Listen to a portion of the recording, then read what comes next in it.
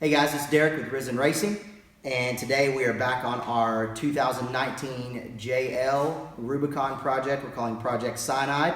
It's going to be set up for off-roading, some back-roading in the Ozark Mountains, comfortable daily driver, and all in all just a great Jeep to take out on the weekends and still drive to work every day.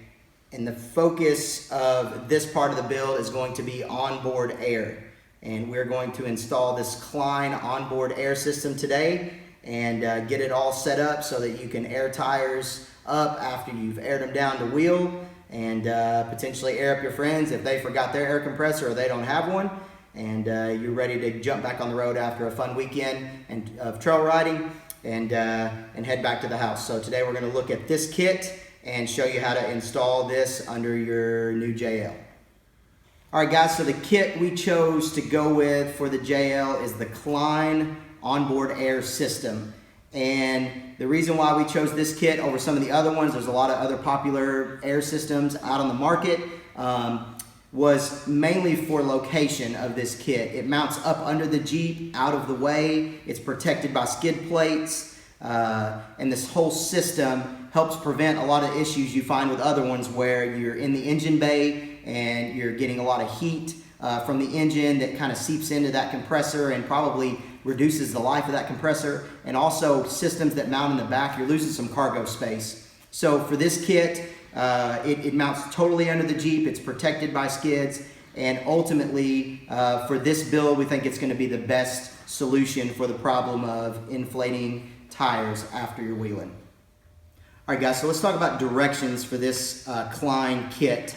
When Kleinn sends you the kit, they're going to send you a QR code, and that you can scan with your phone, you can scan with an iPad, whatever, and it will give you a PDF form of the directions that you can look at digitally as you're working. We opted to go to their website and print out the paper form of the directions, just in an effort to make it a little bit easier for us to install. We figured we could kind of lay the directions out as we were going and highlight anything that we needed to highlight or kind of reference back and forth. You know, sometimes you have to flip back and forth between pages, and we knew if we could lay this out on the workbench, we'd be able to keep up with it a little bit better. So we opted to print out the directions, but just know that they're not going to send you a paper copy of the directions. They're going to send you a QR code. So kind of make plans for that when you're getting ready to install your kit. So the heart of the Kleinn system is this 100% duty cycle 12 volt air compressor. And actually with the kit, you can opt to get 2 air compressors if you want to do that. And you can add one on later if you're looking to up your air your outflow of air, your volume of air. If you want to add there's an optional air horn kit with this that you can, if you want to put air horns under your Jeep, whatever. For our purposes, the single compressor was fine. It would do enough to fill up the tank with it having the 100% duty cycle and be enough for you to air up the tires. The factory tires are on it now. Eventually the hope is to go to a larger tire up to maybe a 37. So even with that, we feel very confident that the compressor and the tank are going to have enough volume and enough air to be able to air those tires up in a reasonable amount of time, and you're not going to be sitting there for an hour while your friends are done, ready to go hang out and get something to eat after you've been wheeling. So we think this is going to do just fine, but this air compressor is the heart of the kit, and we've went ahead and we've mounted it to the skid plate that the compressors go on that will eventually bolt under the Jeep. A few other pieces of the kit before we start the install. You have your tank mounting bracket that will come with your kit that your tank actually sets down in. We've got our air tank here. We've already installed our fittings into the air tank just to kind of speed up the process, but they will not come installed in your tank. You're going to have to install the fittings into your tank when you get the kit, and depending on if you have the 1 or 2 air compressors is going to depend on which how you arrange your fittings. So just look for that in the directions. But we've gone ahead and installed the fittings for us for a single compressor. It comes with some of the additional mounting brackets, some of the hardware that's going to be necessary, some isolators to keep the tank from vibrating. It comes with all of your wiring, your main power wire. It comes with the shutoff switch when your tank reaches pressure. It also comes with this really cool inflator that's a digital inflator that you can get a digital readout of your tire pressure, and it's also got a deflating option on the side. And it comes with the hose with that, and also the quick fittings for that as well. And again, just everything you would traditionally need to mount an air compressor system like this. So to get the tank mounted into the bracket, we need to first install these isolators. Just as a piece of, looks like rubber tubing that's got a notch cut in it.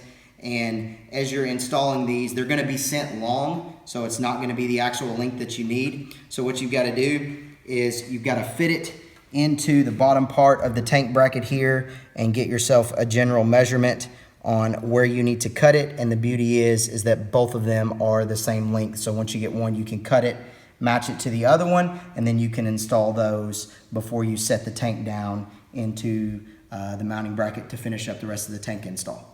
And you're going to install the strap right here.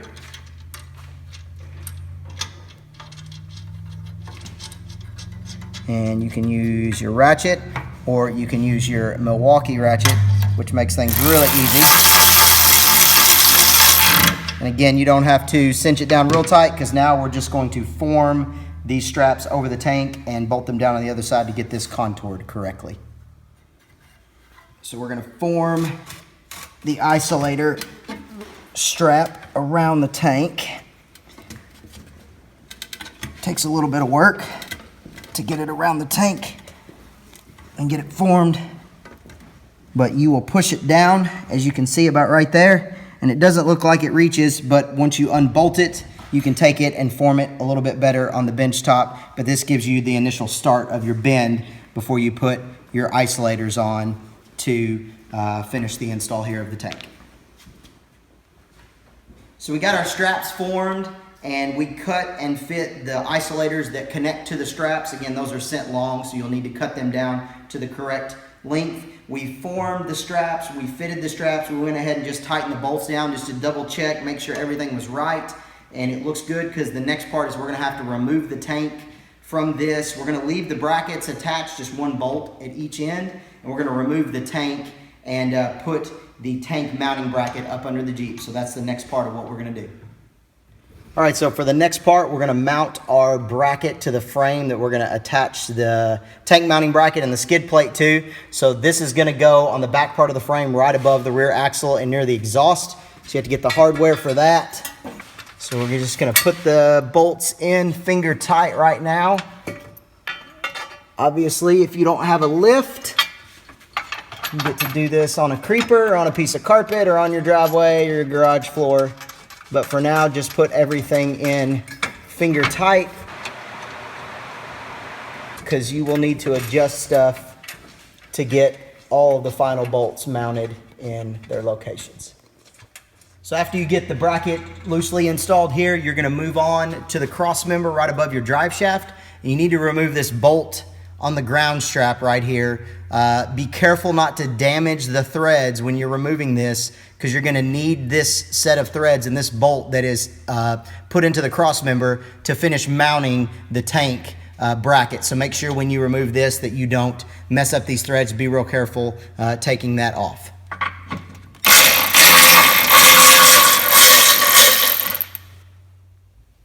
So the next part, after you remove the ground strap, we need to go ahead and kind of test fit and get the tank mounted, the mounting bracket here. So we're gonna take your carriage bolts, you're gonna drop them right down in your bracket here. Again, everything finger tight at this point, so you have some adjustability and some movement if necessary to shift things around. All right, so we're putting the tank bracket up here, and we have got our carriage bolts through. You might need a second set of hands here to be able to do this, but you're gonna put a flat washer and your nut on to the tank mounting bracket. Again, finger tight, so that we have the ability to move some things around if necessary. All right, to mount the tank mounting bracket to the cross member, you're going to, again, you've got that ground strap bolt removed. Why you need to leave everything loose, because you kind of got to shift some stuff around. You're going to install the bolt here directly above your exhaust. That's your first one you can put in. And again, finger tight on that one. And then you're going to need the giant washer and the ground strap bolt that you had, and to install back over the ground strap that was sticking out of the cross member. So for the next part, you have your strap that's going to go over the cross member included in the kit. Depending on if you've got a JK or a JL, there are two different size straps, so just make sure you get the right one, depending on your application. So you're gonna start the cross member with the L piece here towards the back of the Jeep and push that over the cross member right above the drive shaft, and it should be able to slide right down into location here. So we need to test fit the carriage bolt that goes into that mounting strap we just installed. So you're gonna push it through the back here. It's a little bit tight to get that carriage bolt in, but we need to do a test fit. It's potential that the tank could contact the carriage bolt, and you may have to flip this and put the nut on top. So we're gonna test fit the tank and see if it contacts the carriage bolt and see if we can run it this way or if we need to flip the bolt over and run it the other direction. So in our case, when we push the tank up into place and kind of roughly position it, we're noticing that it's moving the carriage bolt. So in our application, we're gonna have to flip this bolt over and put the nut on top to get this mounted. All right, so we got all of the fasteners torqued to spec per the instructions, and they've got a specific order they want you to tighten the fasteners in. So just be mindful of that when you're reading the directions and in the order at which you tighten the fasteners. And also the torque that you're gonna put on each bolt. So we've got this done, it's ready, and next we're gonna install the air tank. All right, so we're gonna put the air tank in now. Biggest thing with the air tank is they want it centered within the straps, and they want the drain valve to the back of the Jeep and pointed downward. So that's the two big things to be mindful of when you're putting the tank in, and then you're gonna tighten up the straps. I want you to install the tank with the remaining hardware because the straps are hanging here from the bracket install. So we're gonna install the tank.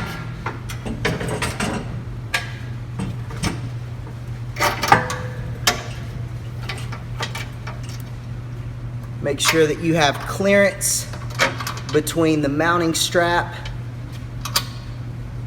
and the drain valve so that you can turn it and be able to drain the tank. So we got the tank installed and we got our straps tightened down. Be mindful, these bolts are inch pounds when you're tightening them down, 37 to I think 43 inch pounds. Like some of the other ones, some go from foot pounds to inch pounds. So make sure that you either have the correct torque wrench or you run to the store and grab one so that you're not over tightening these bolts, potentially stripping out the hole. And one thing we did a little bit differently than the instructions call for when we tightened our straps down, we opted to put blue Loctite on our bolts for our straps instead of using a flat and a lock washer, which sometimes will still loosen up over time. So we opted to put some blue Loctite on our bolts here to keep our tank secure. Now that the tank is in and everything's orientated correctly, we're going to come back in and mount the skid plate that also has the air compressor on it. All right, so we've got the tank mounted, our fittings put in, everything torqued down, tightened down, sealant on the fittings, everything like we want it, and now we're ready to bolt on the skid plate. This is the actual skid plate that protects the tank and the compressor. And again, we went with the single compressor instead of the dual compressor setup. So we opted to put it in the back or on the back side of the skid plate towards the rear of the Jeep. So we're gonna bolt this up now, and then once we get this finished, we're gonna be ready to start running our wiring and plumbing our air lines.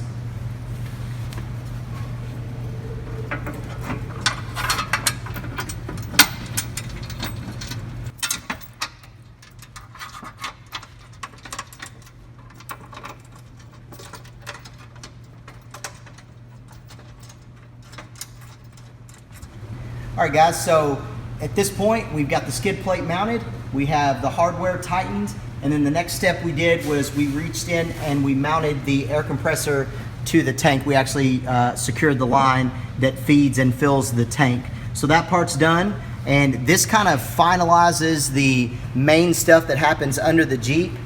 From this point, we're going to mount the breather, the air inlet for the compressor. It comes off the back of the compressor here facing the rear of the Jeep in our application, and so we're going to find a place in the either in the engine bay or up somewhere in the cabin compartment where this thing can breathe fresh, clean air. There's no chance of water getting sucked into the compressor or dirt, anything like that. And once that's done, we're ready to mount our actual air lines and figure out a location for our air chucks. We're probably going to mount one on the front bumper and one on the rear bumper for inflating the tires. And once that's finished, wiring it up, and we're going to check it and test it and make sure that it works. So now we're going to move on to the wiring, and we are going to use the auxiliary switches that come inside of the JL Rubicon as an option. And located beside your battery, you will find this wiring harness here, and these are all fused. They are relayed and they're ready to go. So there are two thicker wires that mount to switch number 1 and switch number 2, and two smaller wires. The two larger wires are rated at 40 amps and the two smaller ones are rated at 15 amps. So you're going to want to look for the two larger wires, and you can pick if you want it to be on switch 1 or switch 2. We're opting for the beige and the pink wire, so it's on switch number 1, and we'll assign that in the computer here in just a second once we get the wiring done. But we're going to connect this and run this back to our compressor, and this will handle the load of our compressor. So we've made our final electrical connections underneath the Jeep. We have our switch for our tank, our pressure switch wired in. We have our main feed coming in here from the auxiliary wire underneath the hood provided by Jeep from the factory. So we've got this hooked up. We've got all of our connections made and our zip ties on everything, and we've worked our way up through and above the wire loom all the way towards the front of the Jeep and routed it away from the exhaust and any other potential heat sources and or moving parts. So we are ready to make the connection up in the engine bay and work on the airline. All right guys, so up in the engine bay, we brought the wire up on the inside of the fender here. You can see we've got it in wire loom. We brought it up here. We had to loosen these bolts. It was a 13 millimeter. We had to loosen this one and the two down there, and we ran the wire through the wire loom around. And as we got the wire ran around, we made our connection over here to our factory switches. So we made our butt connection there to switch number 1.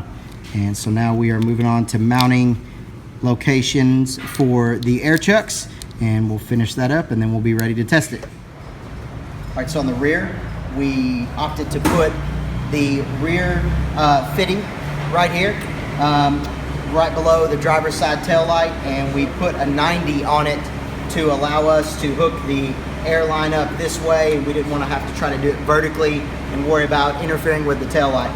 So we opted to do it this way, give us some protection for the fitting, but also still give you room to be able to connect it and connect your air hose to the rear of the Jeep to be able to inflate the rear tires.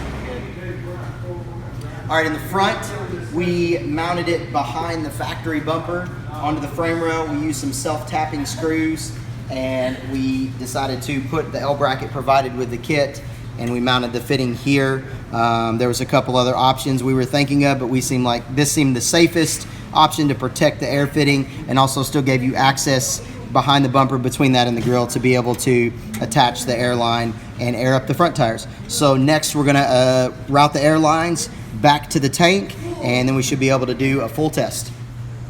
So for the front airline, we've got our 90 air fitting coming out of the tank, and we're routing up and over, and we ran it on top of the frame rail and worked our way down the frame rail right above this factory heat shield here. We worked it right down the upper part of the frame rail, continued down, and then as we got towards the front of the Jeep, we ended up going over the coil bucket, clearing the transmission lines behind the steering box there, and then across the top of the frame rail up to the front air fitting. So that was the routing for the front that we chose to do.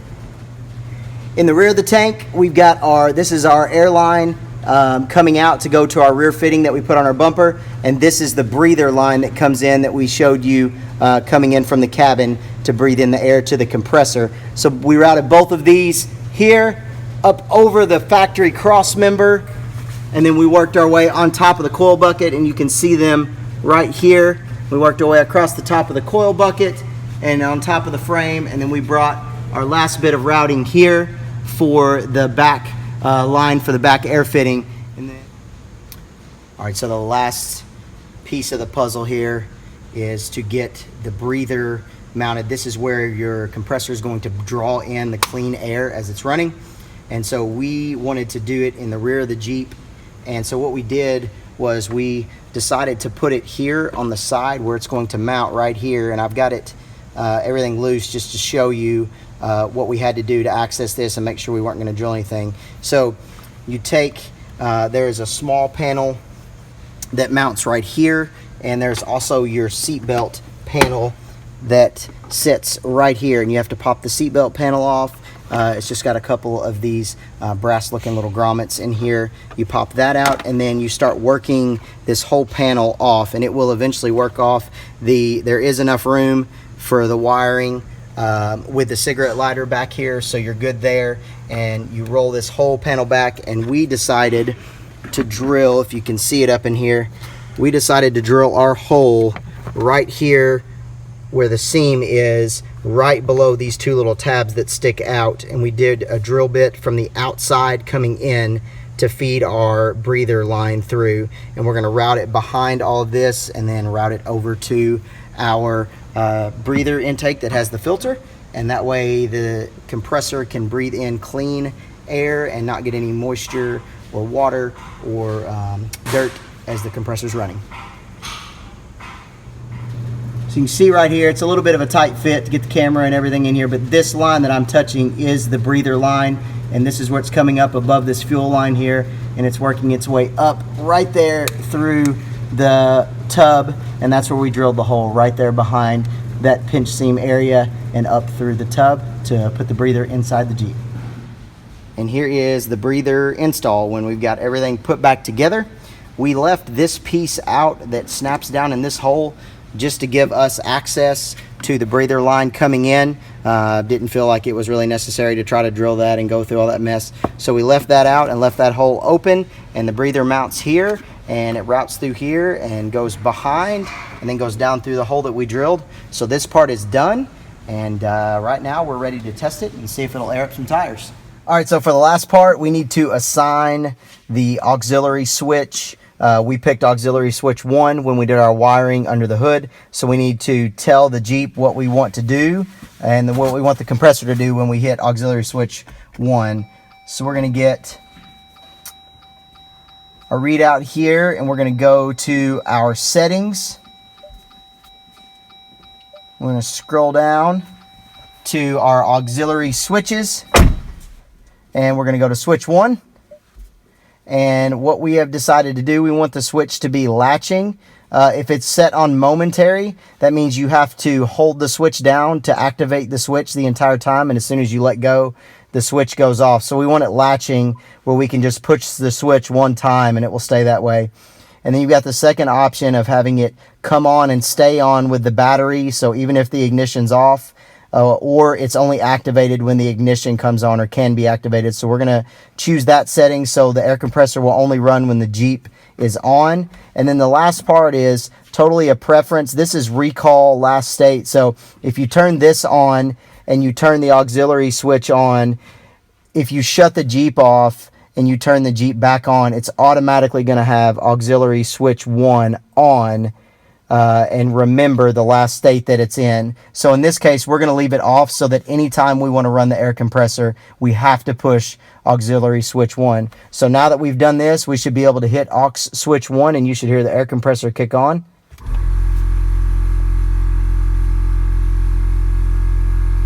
And now we're ready to air up some tires. All right, now we're going to check and make sure that the system works. So we've hooked up to our outlet here on the rear bumper, and we've deflated the tire down to 12 psi, and we're going to take it back up to 40 psi and see how well our system works and at airing up this tire.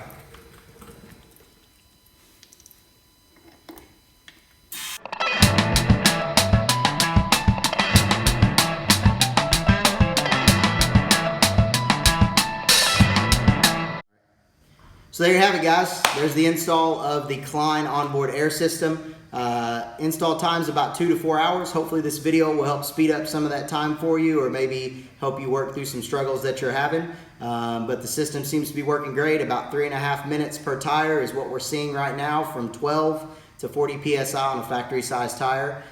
Bigger tire obviously would take a little bit longer. I'm sure you could probably speed up the time some if you decided to go with the dual compressors instead of the single compressor. But we'll give you an update in the future on how it's doing as we put some road miles on it. But so far, the kit is real clean, good install, especially with the factory auxiliary switches. So we really like it. Thanks for watching.